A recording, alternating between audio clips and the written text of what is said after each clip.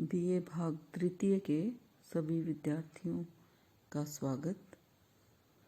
बच्चों, आज हम पढ़ेंगे सुदामा पांडे धूमिल।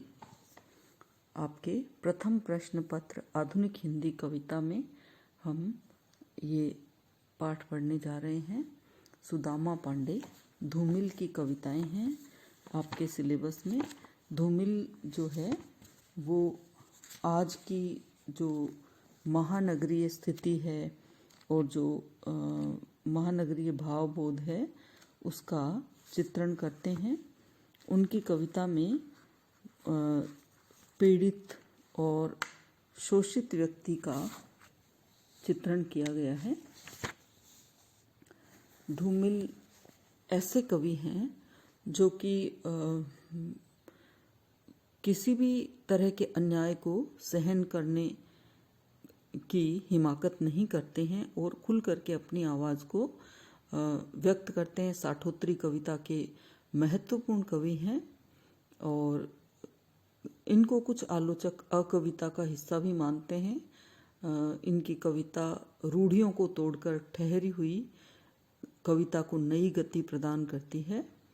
और इनके बारे में परमानंद श्रीवास्तव कहते हैं, नाम रूपहीन जान पढ़ने वालों पर इतिहास के खास मोड़ पर अचानक सार्थकता प्रदान करने वाले कविता को युवा कविता जैसी संज्ञा दिलाने का श्रेय बहुत कुछ अकेले धूमिल को है, जिन्होंने कविता की अंतर वस्तु और बनावट में एक तरह से देखा जाए तो कविता की पूरी अवधारणा में क्रांतिकारी परिवर्तन का संकेत दिया है।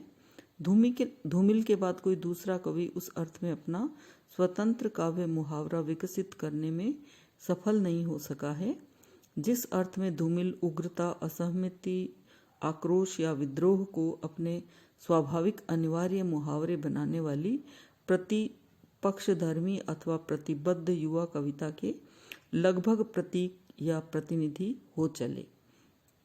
तो इस प्रकार ये मैंने आपको इसलिए कोटेशन बताई है ताकि धूमिल के बारे में आप जान सकें किस तरह की कविता है।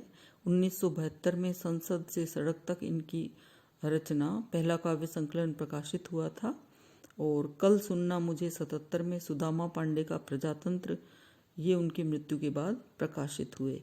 तो आइए अपन उनकी कविता करते हैं। छोटी छोटी सी कविताएं हैं उनके आपके सिलेबस में। पहली कविता है गरीबी।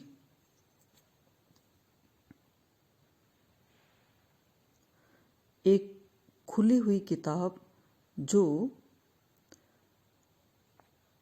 हर समझदार और मूर्ख के हाथ में दे दी गई है। कुछ उसे पढ़ते हैं, कुछ उसके चित्र देख उलट पुलट रख देते हैं नीचे शोकेस में।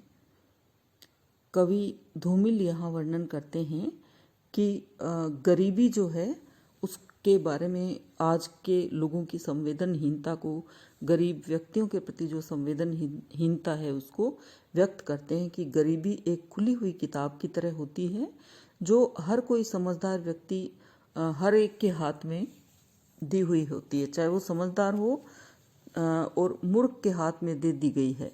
यानी समझदार हो चाहे मूर्ख हो, सभी के हाथ में गरीबी की एक किताब दी हुई होती है।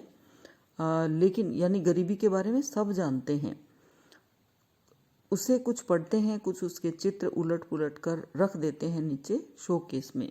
इस गरीबी की किताब के बारे में कवि कहते हैं कुछ लोग तो उसको पढ़ते हैं और कुछ देख करके शोकेस में उलट पुलट कर पन्ने रख देते हैं। अभिप्राय क्या है, देखिए कितनी मार्मिक बात कवि ने कही है कि गरीब व्यक्ति को सब देखते हैं, जानते हैं, उसके पीड़ा के बारे में लोगों को पता होता है।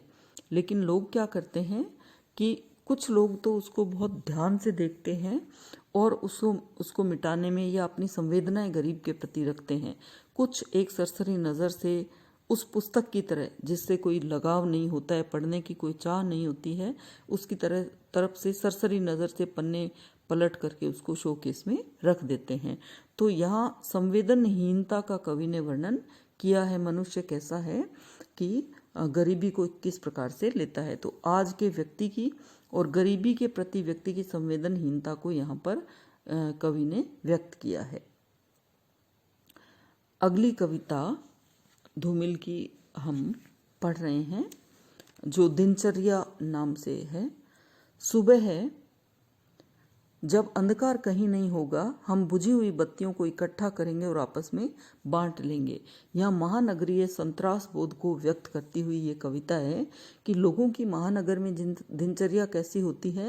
रात का अंधेरा छंटता है, जब सुबह सूर्य देव आ जाते हैं तो अंधेरा नहीं रहता है, और लोग जो है हम बुझी हुई बत्तियों को इकट्ठा करेंगे और आपस में बांट लेंगे। यानी जो अपने मन का अंधकार है उस सबको आपस में बांट करके इकट्ठा कर लेंगे। अभिप्राय है कि अंधकार वैसे तो नहीं है, लेकिन हर व्यक्ति के मन में एक अंधेरा है जो आपस में वो बांट लेते हैं। एक दूसरे को किसी प्रकाश में हम देखना नहीं चाहते हैं, एक अंधेरा सबके भीतर खेल रहा है। दोपहर जब कहीं बर्फ नहीं होगी और न झड़ती हुई पत्तियां, आकाश नीला और स्वच्छ होगा। कवि कहते हैं इसी प्रकार दोपहरी आएगी और दिनचर्या का एक हिस्सा होगी। ना तो कहीं बर्फ गिरेगी, सूर्य होगा, ना झड़ती हुई पत्तियां होंगी, आकाश नीला और स्वच्छ होगा। नगर क्रेन के पट्टे में झूलता हुआ। कवि कहते हैं कि जिस प्रकार क्रेन होती है वो किसी भारी भरकम चीज को उठा देती है और वो चीज झूलती रहती है, वैसे ये नगर जो है वो ऐसा होगा जैसे क्रेन के पट्टे में झूलता हुआ हो, पूरा नगर लटका हुआ हो। हम मोड़ पर मिलेंगे और एक दूसरे से ईर्ष्या करेंगे। कवि कहते हैं कि थके हारे लोग ऑफिसों से घर की तरफ जाएंगे, किसी मोड़ पर मिलेंगे, एक दूसरे से ईर्ष्या करेंगे, कोई किसी की प्रगति से जलेगा। यानी महानगरीय लोगों की ये विशेषता है। रात जब युद्ध एक गीत पंक्ति की तरह प्रिय होगा, हम वायलिन को रोते हुए सुनेंगे, अपने टूटे संबंधों पर सोचेंगे। और इस प्रकार थके हारे दिन में तो एक दूसरे से ईर्ष्या करते हुए हम घर पहुंचेंगे, और रात को जब हम अपने घर में होंगे तो युद्ध गीत की जो पंक्तियां होती हैं उनकी तरह वो हमें बहुत ही प्रिय होगी, हमारी पीड़ा को व्यक्त कर रही होगी। हम ऐसे लगेगा जीवन का युद्ध जीत करके या हार करके आए हैं, युद्ध होगा एक जीवन, उसकी तरह से हम उन पंक्तियों की तरह से हमारी रात जो है आएगी, हमारा जीवन चलेगा। और हम फिर वायलिन बजाते हुए, प्रिय होगा, हम वायलिन को रोते हुए सुनेंगे, अपने टूटे हुए संबंधों पर सोचेंगे। रात को जो है वायलिन के संगीत में हम रोते हुए अपने आपसी संबंधों को, टूटे हुए संबंधों के बारे में सोचेंगे। तो यहाँ कवि ने महानगरीय जीवन बोध और विडंबना को बड़े बारीकी से व्यक्त किया है। किस प्रकार की जीवनचर्या होती है, लोग एक दूसरे से अनजान होते हैं, दुखी होते हैं, परेशान होते हैं, ईर्ष्या करते हैं।